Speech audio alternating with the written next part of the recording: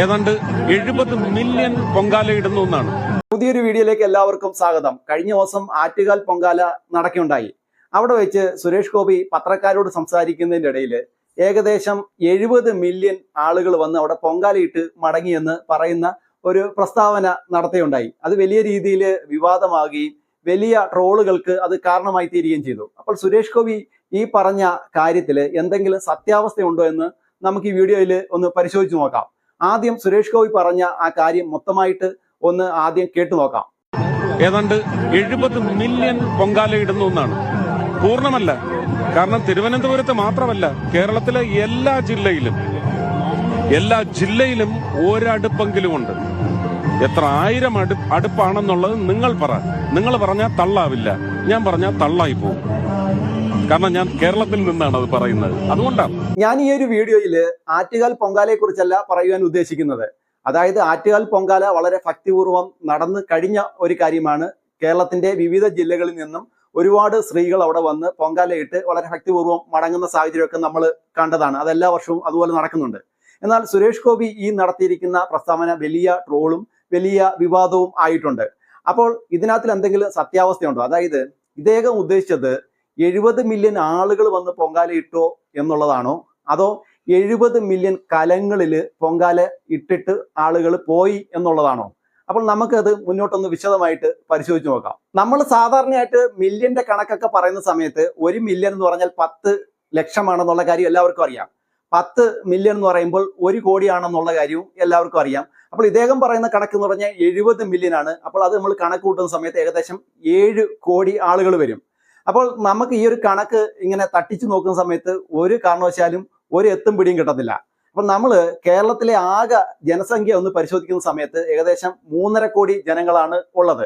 അപ്പോൾ അതില് സ്ത്രീകളുടെ കണക്ക് ടോട്ടലായിട്ട് എടുക്കുമ്പോൾ ഏറ്റവും ലാസ്റ്റത്തെ കണക്കനുസരിച്ച് ഏകദേശം 1.25 കോടി ജനങ്ങളാണ്, അതായത് സ്ത്രീകളാണ് ഉള്ളത്.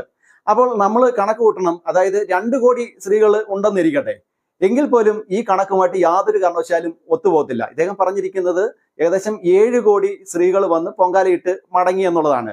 കേരളത്തിലെ എല്ലാ ജില്ലകളിലെയും സ്ത്രീകളെ, അതായത് എല്ലാ മതത്തിൽപ്പെട്ട സ്ത്രീകളെ മൊത്തത്തിലെടുത്താൽ പോലും 1.25 കോടി സ്ത്രീകൾ മാത്രമേ കേരളത്തിലുള്ളൂ. അല്ലെങ്കിൽ 2 കോടി എന്നിരിക്കട്ടെ.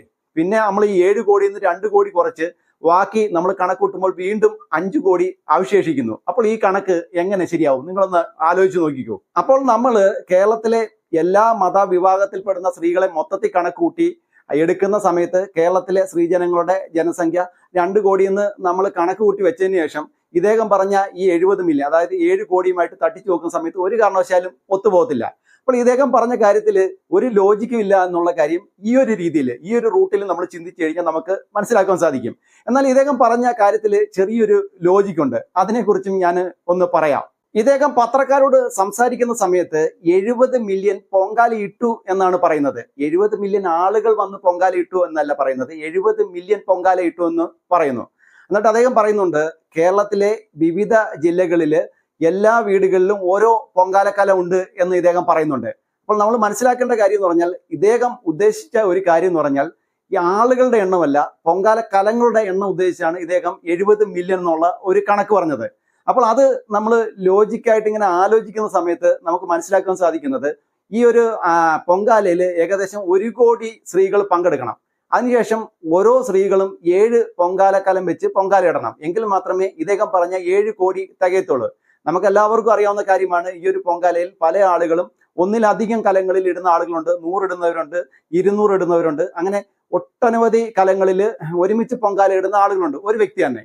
അപ്പോൾ അത്തരത്തിലുള്ള ഒരു കണക്കാണോ ഇദ്ദേഹം പറഞ്ഞത് എന്നുള്ള കാര്യത്തിൽ ഒരു സംശയമുണ്ട്.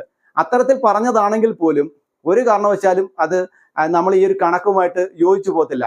അതായത് ഞാൻ നേരത്തെ ഉദാഹരണമായിട്ട് പറഞ്ഞതുപോലെ 1 കോടി സ്ത്രീകൾ ഈ ഒരു പൊങ്കാലയിൽ പങ്കെടുത്തതിന് ശേഷം ഓരോ സ്ത്രീകളും 7 കലത്തിൽ വീതം പൊങ്കാല ഇട്ടെങ്കിൽ മാത്രമേ ഇദ്ദേഹം പറഞ്ഞ 70 മില്യൺ അല്ലെങ്കിൽ 7 കോടി എന്ന് പറഞ്ഞ കണക്കുമായിട്ട് യോജിച്ച് പോകത്തുള്ളൂ. സുരേഷ് ഗോപി എന്ന രാഷ്ട്രീയക്കാരൻ തൃശ്ശൂരിൽ നിന്ന് വിജയിക്കുന്ന സമയത്ത് ഇവിടുത്തെ കേരളത്തിലുള്ള ജനങ്ങൾക്ക് വലിയ പ്രതീക്ഷയായിരുന്നു. എന്നാൽ ഇദ്ദേഹം തുടർച്ചയായിട്ട് ഇങ്ങനെയുള്ള ചില മണ്ടത്തരങ്ങളൊക്കെ പറഞ്ഞ് വലിയ രീതിയിൽ വിവാദത്തിൽ പെടുന്നുണ്ട്. അപ്പോൾ ഇതൊന്നും ഒരു രാഷ്ട്രീയക്കാരനെ സംബന്ധിച്ച് വലിയ ഗുണം ചെയ്യത്തില്ല, ദോഷമേ ചെയ്യത്തുള്ളൂ എന്നുള്ള കാര്യത്തിൽ തർക്കമില്ല. അപ്പോൾ സുരേഷ് ഗോപി പറഞ്ഞ ഈ 70 മില്യന്റെ കണക്കിനെ കുറിച്ച് പ്രേക്ഷകരായ നിങ്ങളുടെ അഭിപ്രായം എന്താണ്? നിങ്ങളുടെ അഭിപ്രായം കമന്റ് ബോക്സിൽ രേഖപ്പെടുത്തൂ.